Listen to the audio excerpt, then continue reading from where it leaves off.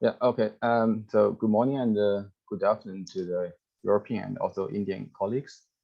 I'm Lihao now. I'm working at the Department of Engineering Mechanics at Tsinghua University.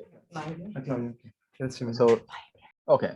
And so it's a great pleasure for me to have the chance to introduce our recent work on the microswimmers in turbulence. So I actually, as you can see in the title, I adjusted it because the original one is a little too long, so I shortened it. But the meaning is the same, so we will focus on the effect of fluid inertial torque on the behavior of microswimmers in turbulence by means of theoretical analysis and numerical simulations. So at the very end, I will show you that the effect of inner fluid inertial torque is actually a new mechanism for geotaxis. And my talk will cover 5 parts. First of all, I will briefly introduce the background of this study, which is related to the vertical migration of plankton in ocean. Then I will talk about the geotaxis and briefly review the earlier important findings on this mechanism.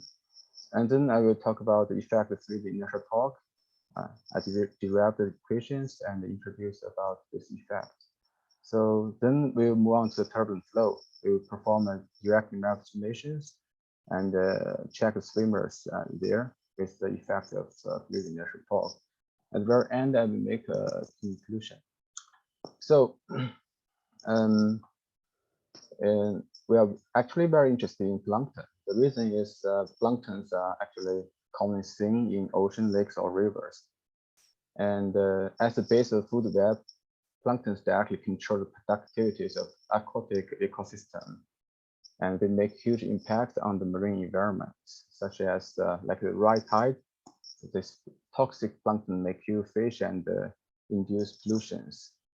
And people found that the share of the current in ocean may induce a clustering of the plankton in a layer, and this can be used to explain the formation of the red tide. On the other hand, plankton also as an important part of the global carbon cycle. So for instance, the photoplankton, they consume CO2, and when they die, they settle to the bottom of the sea to store the CO2. And also they produce oxygen. Around 50% of the oxygen on Earth actually produced by the phytoplankton.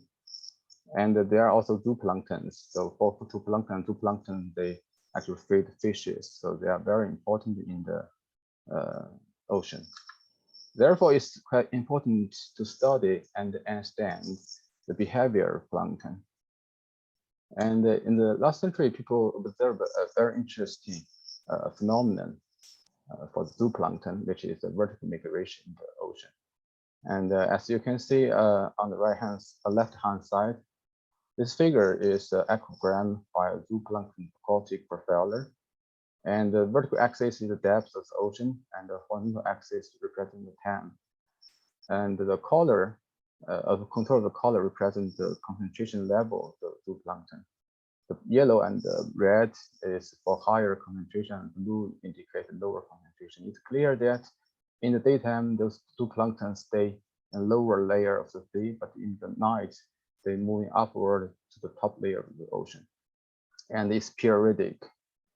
And I found a movie actually from the night clearly shows how this vertical migration occurs in the ocean. And this is quite interesting. And the purpose of vertical migration of zooplankton is actually to pursue nutrient and avoid predation, and also related to reproduction. And normally this zooplankton can migrate vertically about 10 to 100 meters per day. And because this occurs every day, so there's a name called daily commute for zooplankton. And those planktons can swim, so they swim through the water column. And it's very important actually for them to determine the swimming direction. There are different mechanisms like geotaxis, phototaxis, etc. because it happens every day, so I think it's actually a very tough task for those tiny creatures. For example, if we assume the two planktons always keep the right swimming direction, which is upward direction, with a swimming speed around, for instance, 500 micrometers per second, then the swimming distance is about 20 meters in 12 hours. So if they do it every day, it's actually very tough. But according to the field observation, you can see those creatures manage to do this task very well. Then it's interesting to understand how they manage to accomplish this task. And the most important thing is to maintain a stable orientation when they swim to the upward direction. And there is a well-studied mechanism which is so-called geotaxis. Geotaxis is actually induced by the balance between the gravitational torque and hydrodynamic torque. And in the earlier study, there are three classical geotaxis mechanisms. The first one is the bottom heaviness proposed by Kessler. Yeah, because of for the swimmer, the gravity center and the geometry center are not at the same position. So there's a torque induced by the gravity. And this torque will compete with the shear-induced torque to maintain a stable swimming direction. Another one is the shape asymmetry. If the swimmer is asymmetric in the front and the back, there is also a gravitational torque generated. The third one is the so-called active control. I think it's just a hypothesis to assume that the micro swimmers can sense the gravity direction and adjust its swimming direction, or sense the flow disturbances. In the past, maybe 10 or 20 years, people mainly focus on the first two mechanisms. And the earlier studies actually mainly based on a simple model. So here I would like to give a very brief introduction about this kinematic model of the geotactic swimmers with bottom heaviness. Because in reality, these planktons have very small size and their density is just slightly heavier than the sea water. So we can find that the particle Reynolds number is much smaller than 1, and also the Stokes number, which represents the inertia of the particle, is also much smaller than 1. And in this way, we can derive the translational motion of the equation for the geotactic swimmers like this. So here V is translational velocity of the swimmer, and it depends on the local fluid velocity, swimming velocity. N is the swimming direction, which is also the orientation of the particle, and also it's related to the settling velocity, which is induced by the gravity. According to the parameters of the plankton ocean, we can see that normally, I mean, for most of them, they swim much faster than the settling velocity. So in the earlier studies, settling effect is often neglected. And for the rotational motion, this is the Gauss equation. As you can see, this is omega p is angular velocity of the swimmer, and there are 3 parts. The first 2 parts are actually induced by the Jeffrey torque. Here, the first one, omega, is a vorticity of the local fluid, and capital lambda is a shift factor. S is a fluid strain rate tensor.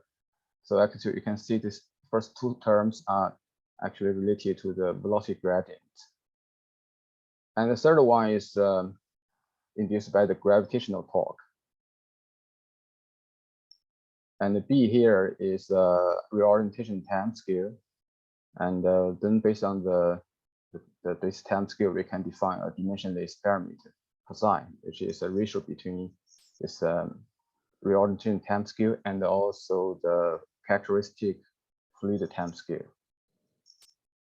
And with this model, people have done some studies on the swimmers. The first one is Kessler. Kessler has carried out the experiment of this geotactic swimmers in the cylindrical tubes for the upward flow and also downward flow, and found that depending on the flow direction, there is a different spatial distribution of the swimmers in the pipe, in the tube. And Kessler used a model of a spherical swimmer, and therefore is the second term in the omega p is neglected, and also gravity settling is not considered. Yeah, this indicates the shear effect on the geotactic swimmer distribution. And later on, they look into the shear effect on the clustering in layers. They adjust the strength of shear and found that if the shear is strong enough, the particle will be trapped in a layer of the shear. And they also perform a simulation like this, as you can see. If the shear is strong, then the particles or swimmers cannot maintain its stable orientation and then trapped there and form a kind of higher concentration in this region. Yeah. And later on, people also look into the turbulent flow case and also consider the spherical geotactic swimmers. And in this case, Ram found that in the turbulent flow, in the isotropic turbulence, the swimmers also form a local clustering. And the level of clustering or degree of clustering depends on the swimming parameter phi and the geotactic parameter psi. On the other hand, they also look into the sampling. So they found that the geotactic swimmers tend to cluster in the down-valley regions. Yeah, which means here, as you can see, the vertical axis uses the local fluid velocity, and it's negative. That means the particle preferentially sample the down-valley regions. And then people look into more realistic case. I mean, in many situations, the micro swimmers are not spherical, so it's normally elongated. So there's a work about elongated geotactic swimmers in isotropic turbulence. And if the elongation effect is introduced in the problem, they found that the geotactic swimmers tend to cluster in both up-valley region and the down-valley regions, depending on the swimming parameters, also depending on the swimming speed. That means if the particle can swim faster, they will stay in the up-valley region. This will enhance the vertical migration. This indicates the importance of the elongation for the swimmers. So I make a short summary here. So earlier, theoretical and numerical studies actually adopted a point particle model, as I showed you in the earlier slides. And normally they consider the effective Jeffrey torque and the gravitation torque based on the well-known geotactic mechanism, for instance, the bottom heaviness. And normally the technical velocity of the gravity effect is neglected. And the studies show that the importance of swimming parameters, geotactic parameters, in the swimmer shape on the clustering, sampling of local fluid velocity in turbulence. And in the present study, we will explore the vertical migration of the micro swimmers. But in this case, we'll actually consider the fluid inertial torque, and we'll also consider the settling effect. And based on that, we'll show the importance of settling and fluid inertial effect, which is actually a new mechanism for geotaxis. Okay, in the third section, I will mainly talk about the fluid inertial torque. And we can start from the very basic Gaussian equations. And first of all, we can consider the forces and torques on a elongated micro swimmer. So for the forces, the F here, as you can see, we can decompose it into three parts. The first one is Stokes and drag force. And here A is the resonant tensor, and U minus V, U is the local fluid velocity, V is the particle velocity. So this is the velocity difference between fluid and particle. And Fi here is ocean correction due to fluid inertia. Also, this is a kind of fluid inertial force. And as long as the particle Reynolds number is non-zero, so there is a fluid inertial force, and this force is proportional to the slip velocity square. And for the torque, we can also have two parts. One is the Jeffrey torque, another one is so-called fluid inertial torque. The Jeffrey torque is actually well known, which is induced by the velocity gradient. So here you can see the vorticity, omega, and also the split strain rate. Those are dependent on the velocity gradient. And for the fluid inertial torque, this formula was derived by David in 2015. And the fluid inertial torque, based on this expression, we can see is proportional to the slip velocity square also. Okay, then it's interesting to know if the slip inertial effect is important or not for the force and torques. So we can firstly look at the force term, and to evaluate the importance of fluid inertial force, we can check the ratio between the fluid inertial force and the Stokes drag force. And based on very simple analysis, we can see that this ratio is actually proportional to the Reynolds particle Reynolds number. This means if the particle number is very small, much smaller than 1, that means the fluid inertial force Fi can be neglected. How about the torques? So we can perform similar analysis for the fluid inertial torque. And we find that for laminar flow, this ratio will be dependent on the flow Reynolds number. And for the turbulent flow, this ratio will dependent on the slip velocity over the Kolmogorov velocity scale U eta. This indicates that the fluid inertial torque can be important when the particle or the swimmer has a very large relative velocity with local fluid, or in the same order of the Kolmogorov velocity scale, or larger than the Kolmogorov velocity scale U eta. And suggesting that fluid inertial torque cannot be neglected even in the limit of small Reynolds number. Therefore, for the microswimmer case, I think the fluid inertial effect should be, at least on the torque, should be considered. Okay. Then let's go back to the microswimmers. And if we consider the plankton case, as I said, the particle Reynolds number is much smaller than 1, the Stokes number is much smaller than 1. The governing equations can be simplified as the following. The first one is a translational motion, and this is similar as what I showed in the earlier slide. So the velocity of this elongated geotactic swimmer depends on the local fluid velocity u, and the swimming velocity v swim, and the settling velocity. And the rotation motion will be governed in this expression. And here, as you can see, the angular velocity of the particle is similar with the earlier one, but with an actual term. So there are 3 contributions. The first 2 terms are actually induced by the Jeffrey torque, as I said, and the third one is actually induced by the gravitation torque, for instance, the bottom heaviness. And the new term is the effect of fluid inertial torque. And I would like to point out that if we neglect the settling, or say without settling, then this term will be 0.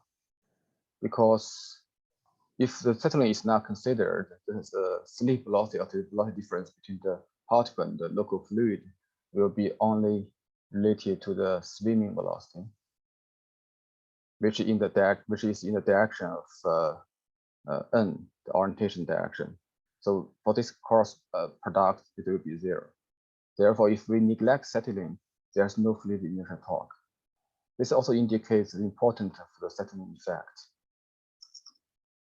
So if we consider an elongated settling swimmer, and we can actually decompose the fluid inertial torque term into 2 parts.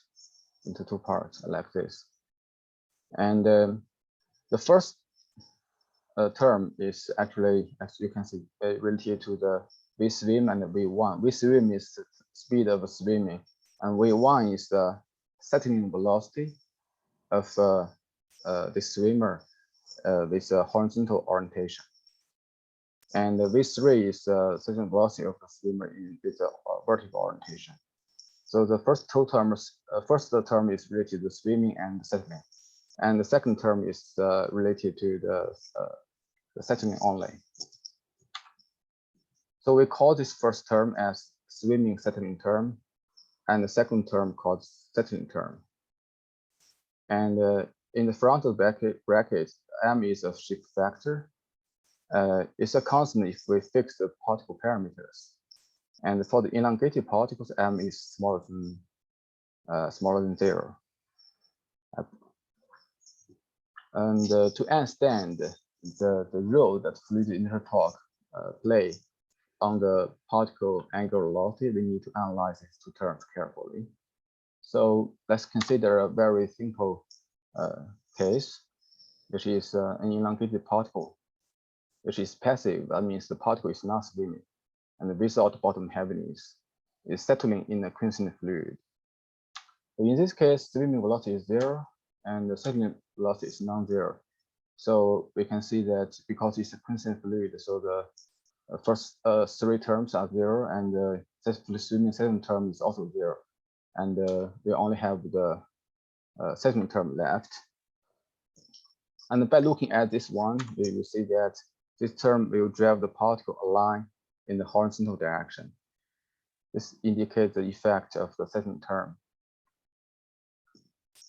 And if the particle is swimming and settling in a quiescent fluid, and then we have this two term there for the omega p, for the angular velocity of the particle. And we will see that the swimming settling term is actually tend to align the particle in the upward direction.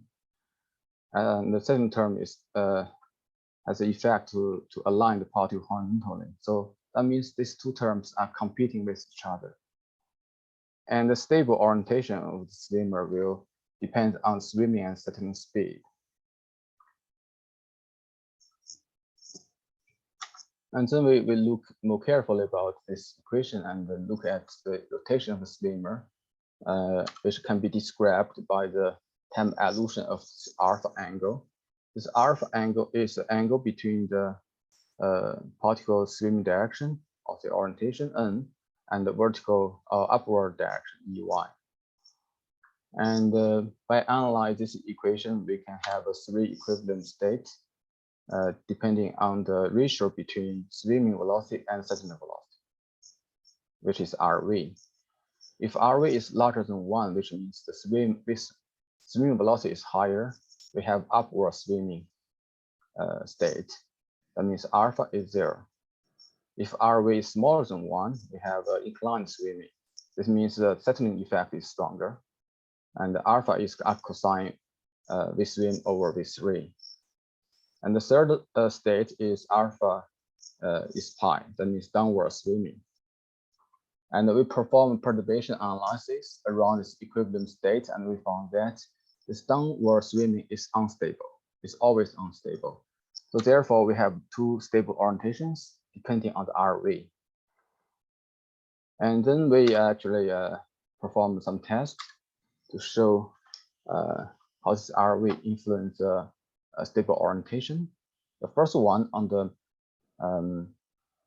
left-hand side, as you can see, RV is smaller than 1, it's 0.77.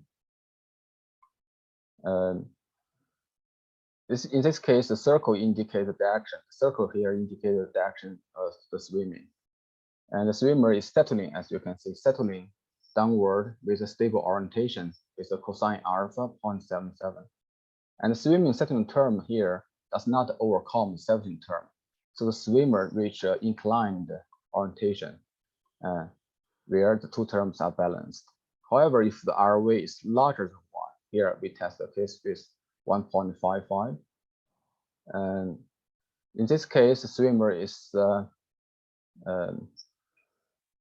swimming with the cosine alpha 1, that means upward. And in this case, the swimming settling term overcomes the settling term, actually. So it can rotate and swimming upward. This is actually a kind of geotaxis effect. And then we also look at how long the swimmer need to develop to reach stable orientation. And we check different RV values and release the swimmers in the simulation with random initial orientation. And then we can see this transient time is strongly dependent on the RV, especially for the case with RV around 1, the swimmer takes much longer time to approach to the stable orientation. Because in this case, the swimming settling term and the settling term are almost balanced, and resulting in a very small angular velocity. And then we try to validate this model. So we perform a fully resolved particles simulation by using inverse boundary method and compare it with our theoretical model. So we consider a case of actually a spheroid in a simple shear flow, but with non-zero slip velocity. That means the rotation of this spheroid will be influenced both by the Jeffrey torque and also the fluid inertial torque. So the Reynolds number, particle Reynolds number is about 0.5 and Stokes number is 0.02. And here is the results for the time evolution of the particle orientation and angular velocity.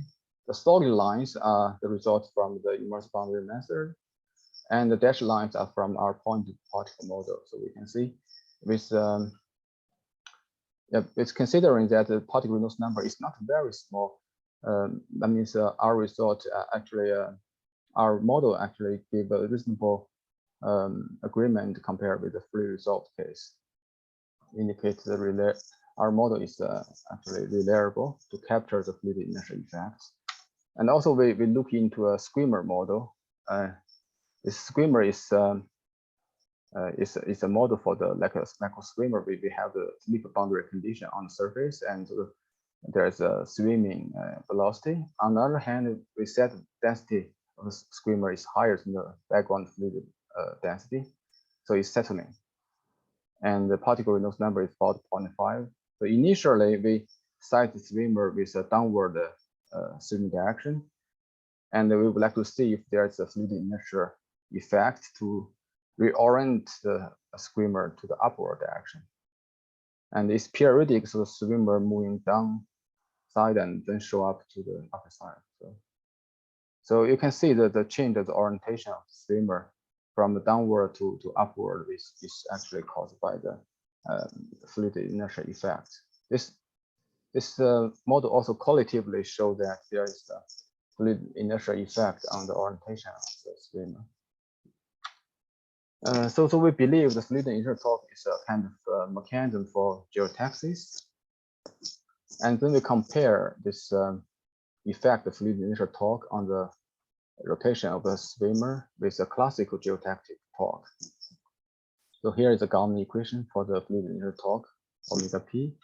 And here is the classic geotactic torque induced by Boynton's bottom cavities. They are quite different, and but the effect on swimmers are the same. So both will induce a kind of swimming upward effect. And for the classic geotactic torque, the reorientation time scale B can be used to quantify the degree of the geotaxis. And for the small b, that means a strong stability. That means the swimmer can recover to the upward swimming direction quickly. But when the b is larger, the stability is weak. So we are also thinking that if we can define a similar time scale to quantify the effect of the fluid inertial torque. And yes, we can actually define a BI here in a similar form. We call it an effective reorientation time. And in the expression, we can see it contains a certain term here, which tend to align swimmer horizontally. That means it's a negative contribution to the geotactic effect. And moreover, this term will also induce some problems, because as you can see, there is n is the orientation of the swimmer. That means this bi, the time scale will depend on the initial orientation, which is not good.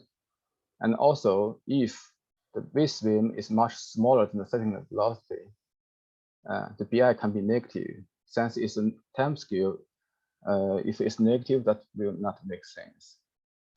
However, if we look at the parameters of plankton in the ocean, you can see that the v-swim, the swimming velocity, is normally much faster than the setting velocity. Here is the swimming velocity, here is the setting velocity.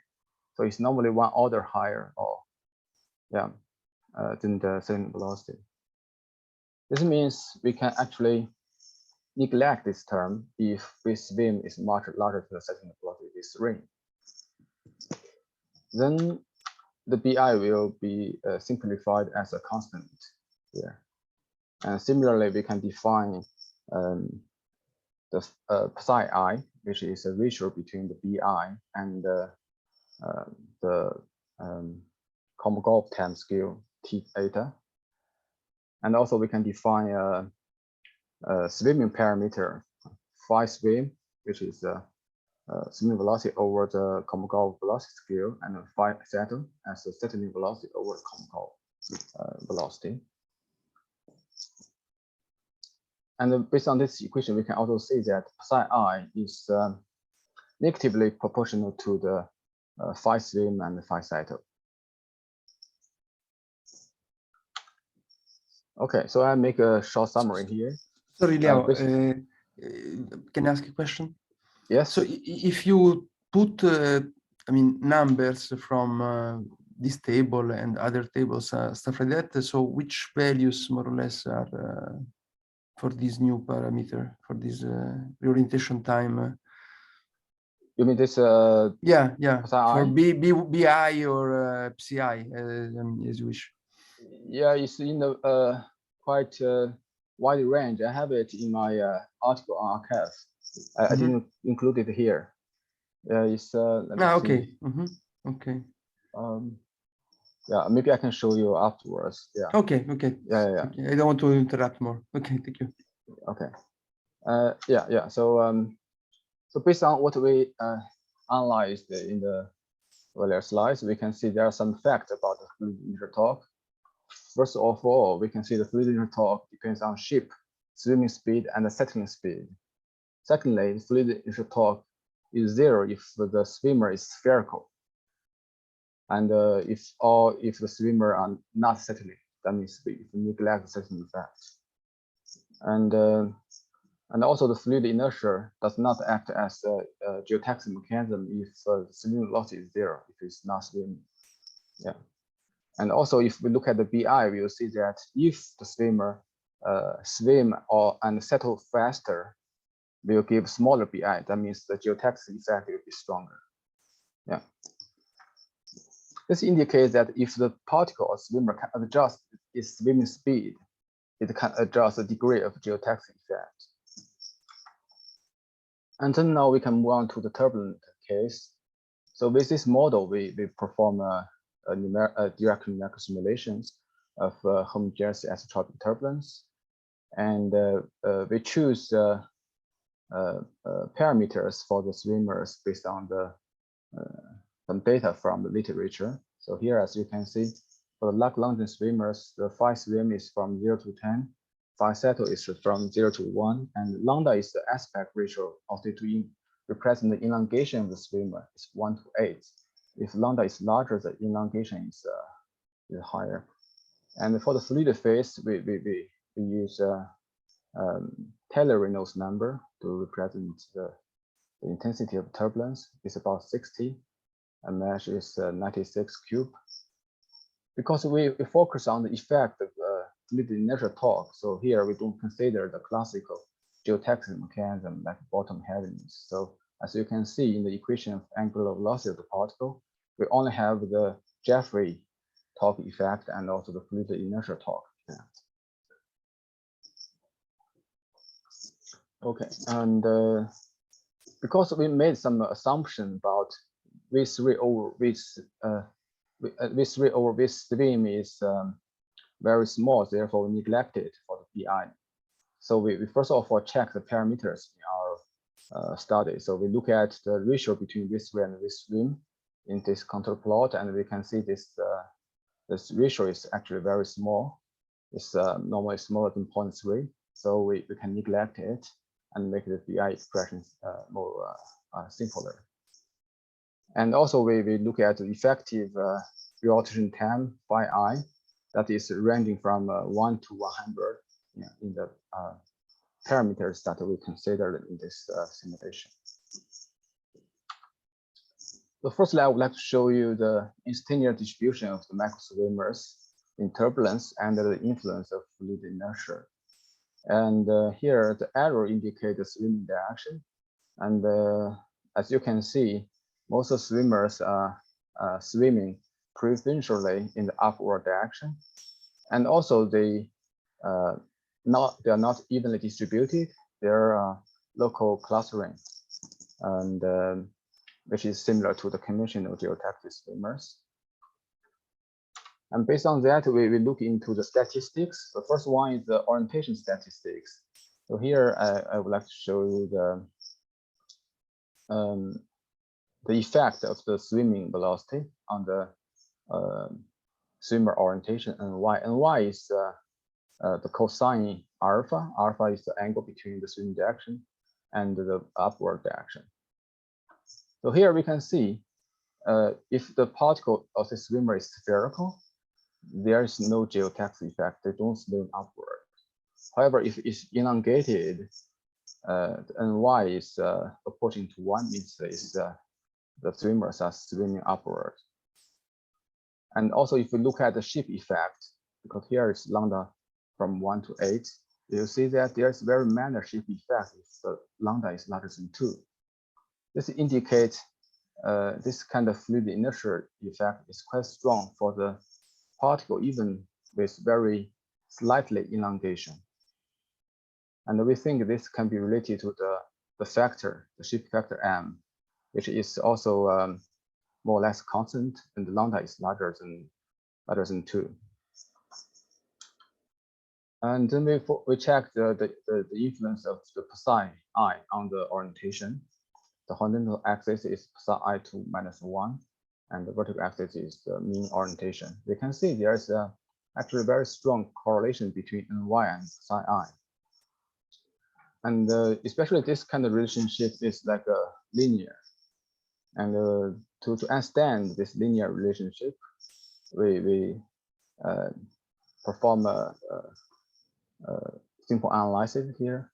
Because this psi represents the influence of fluid inertia effect, so we look at how this fluid inertia torque affect the rotation of the swimmer is this form, and this magnitude of the angular velocity influenced by the fluid inertia torque can be estimated as in this form. So it's related to the V swim and the settling velocity V1.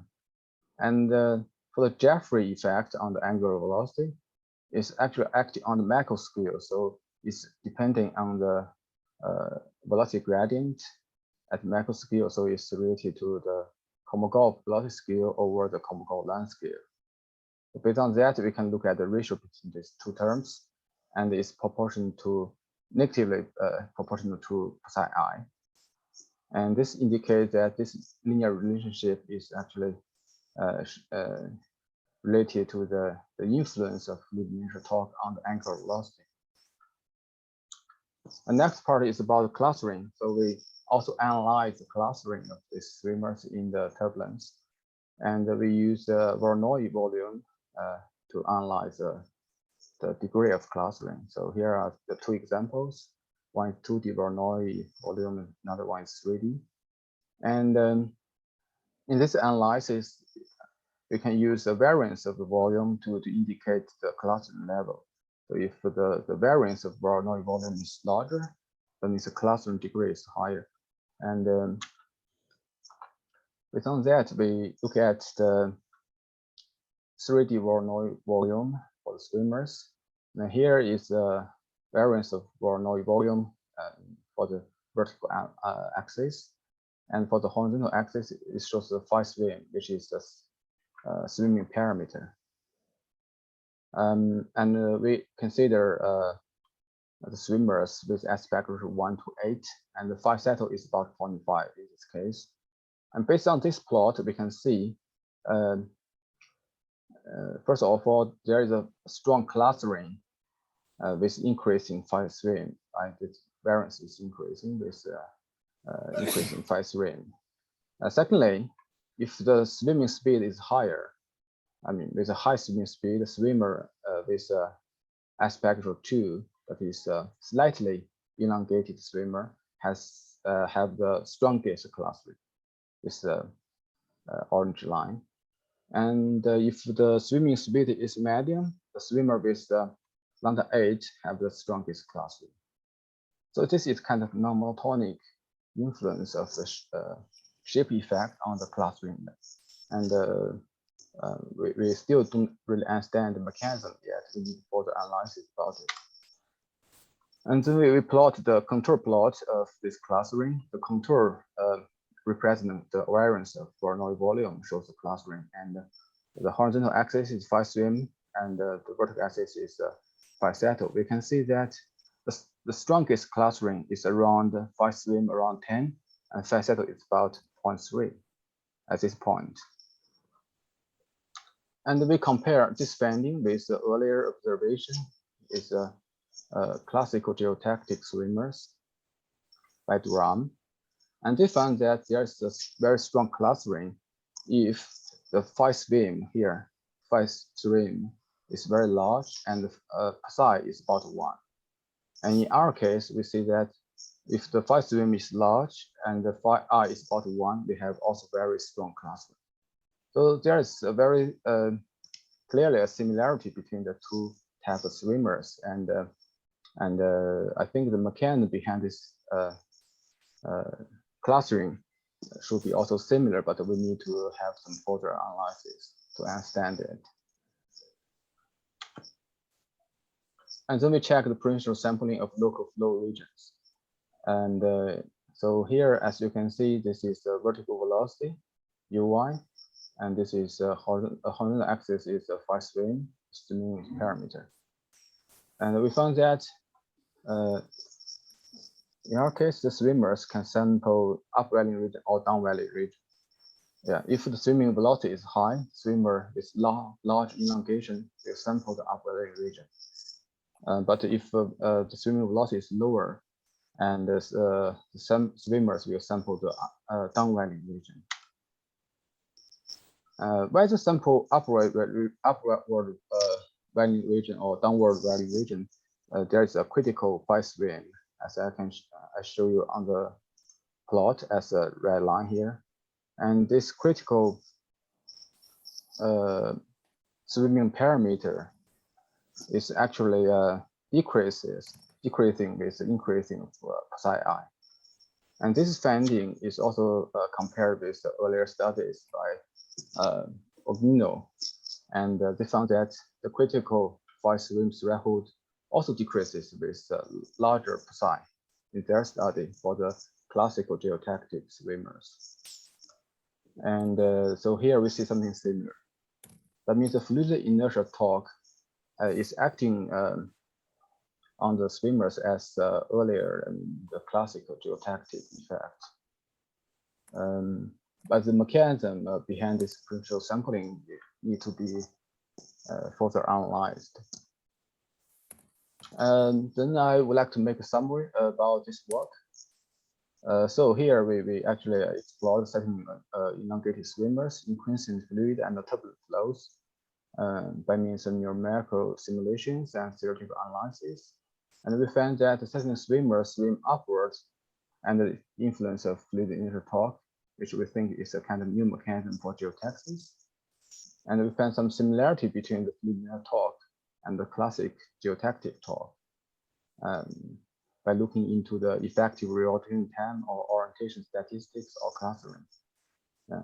So setting effect, in our view, is quite important because if we neglect it, then fluid inertial torque is zero. And also, our study indicates that micro swimmers may be able to control the degree of geotaxis by adjusting the swimming velocity.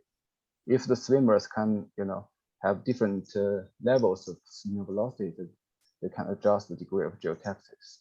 So we would like to look into this problem in the future. And also, shear effect is also interesting. So we examine the shear effect on this kind of fluid inertial torque. And also, we would like to also perform some fully resolved simulations, which give you more detailed flow field and also particle dynamics.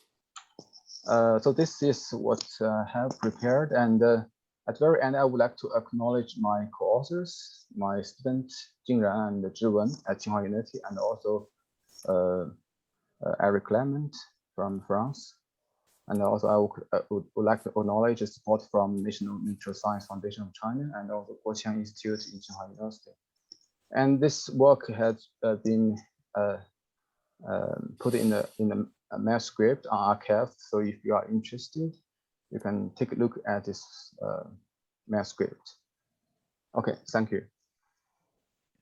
Thanks a lot, Lihao. Thanks for the interesting talk. So we have time for questions or comments. Please go ahead. So there are a couple of questions. I didn't see who was first. There is both Klaus Croy and Bernard Melig. So I think Klaus was the first one. So you can unmute and ask your question. Thank you. Bernhard, go first. I have already asked. Okay, so it's true. So whatever you like. I mean, one first, the other second. Thank you.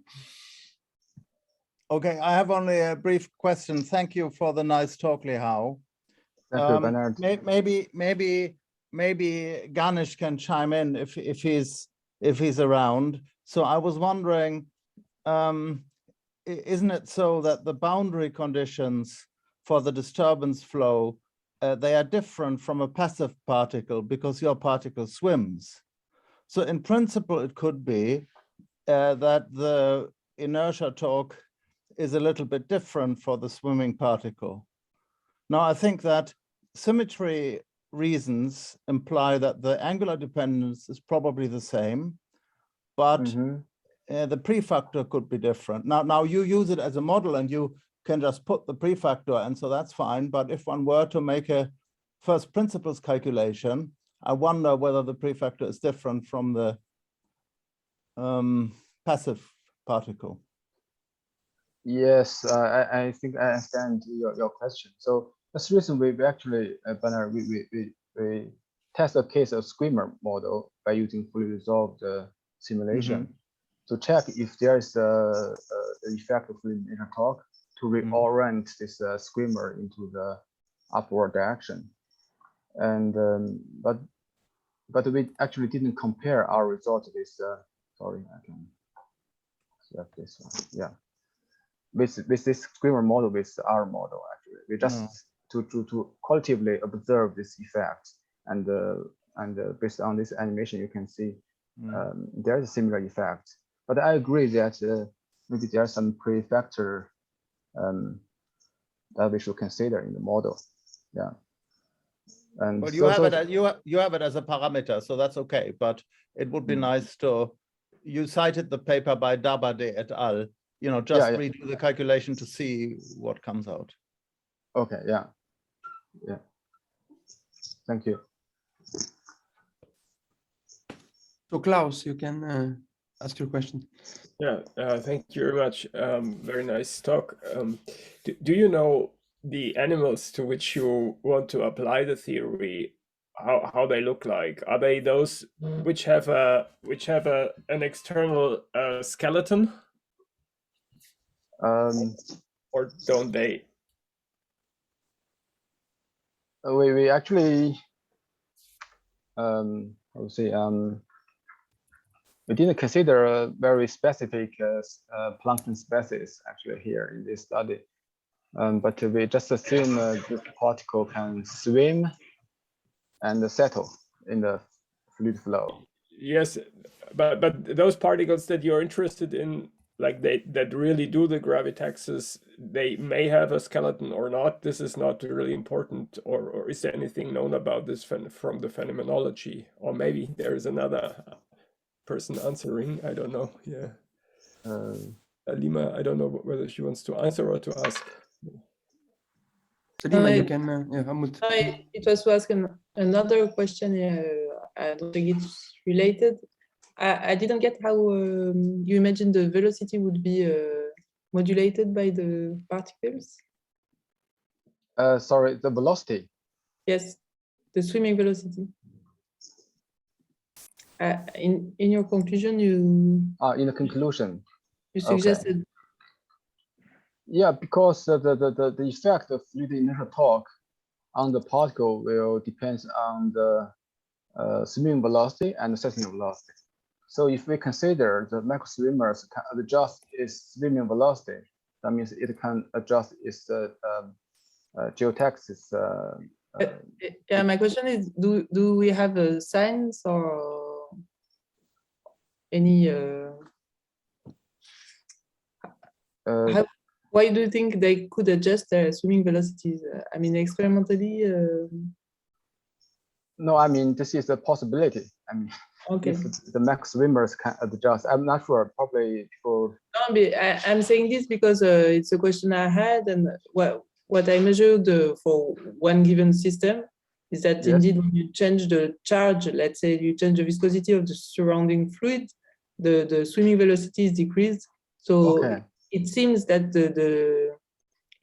as if the particle would impose a constant dipolar force to swim, but not adjust the velocity. You see, the swimming velocity would be the results of the drag, and it's what I convinced myself with experimentally on one system again.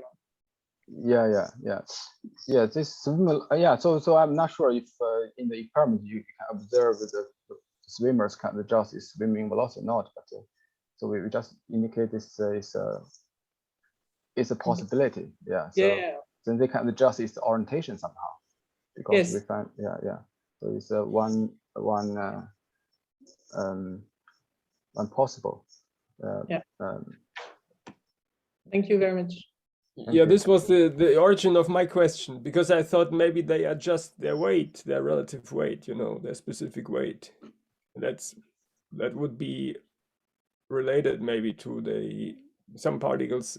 So some of these plankton, they have these skeletons, these external skeletons that make them maybe heavier, and so they can increase this effect. Do you think there is such? Yeah, on the other hand, if they can adjust its weight somehow, I mean, to adjust the settling velocity, then they can control this degree of geotaxis. Exactly. That's why I asked, Yeah, but I'm not sure if they can really do it or not. How to change the weight, or you mean change by building this external skeleton? Maybe that was my question. Really. Okay. Yeah. This is it's possible. I think if the weight is changed and the settling velocity will be different, they have different degrees of the geotaxis. Yes. Yeah. Actually, can I ask a question, Massimo? This is Ganesh. Sure. Yeah, I was just trying to figure out how to raise my hand, but I haven't done that. But I just wanted to respond to Bernard and the speaker that Bernard is right. I think that it's not obvious that the inertial torque for a swimmer is the same as that for a particle. But I think the calculation should be very similar. And I'm thinking that there was a slide where you had shown us that the swimming velocities tend to be much greater than the settling velocities, right? In the table, yes. Right, and I'm thinking that if you follow that through, then and if the two torques are not the same, calculating it for an actual swimmer might be important, because that torque might be much greater than the inertial torque due to a passive particle, just because the swimming speed is much greater than the settling speed. Yes. So the inertia associated with swimming would be greater than that of settling, is my thought. Yeah, that's true. So, yeah. But what about the symmetry, Ganesh? That's going to be the same, isn't it? Yes. At least the lowest order in perturbation theory. Yes, that's going to be the same. Yeah. Yeah. So in our this is a question we have been thinking about actually.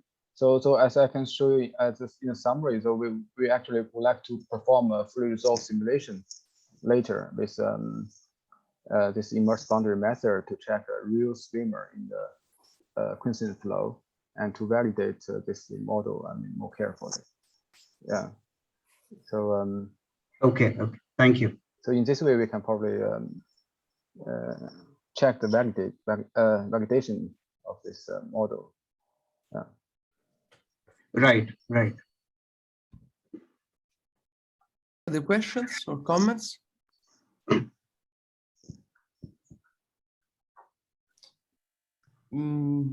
Maybe I want to ask you something, but if you if you have both mechanisms, I mean, they will just add up or they will interfere in some sense. I mean, it seems that they should just adapt so that it's faster the orientation, because I mean, either by one mechanism or the other, or just is one dominating because the one which is faster, or again, the numbers are such that maybe they are more or less of the same order of magnitude. I mean, can you comment on this? Yeah, so we actually try to compare this the geotactics induced by the fluid inertial torque and also the classical geotactic effect. We didn't check it yet, but I guess it should be like some up effect. So this vertical migration will be enhanced if we have the two mechanisms together. Yeah, but that's a very interesting question, and also it's quite easy to check if we adjust the governing equation with here with gravitation torque effect in the equation of omega p. So we can look how this vertical migration will be influenced. Yeah. So I don't know the result yet, but it's an interesting question. We can take a try and see what will happen. Yeah. Okay. Thank you. Thank you. So, are there other questions? If not, we can thank again Lihao.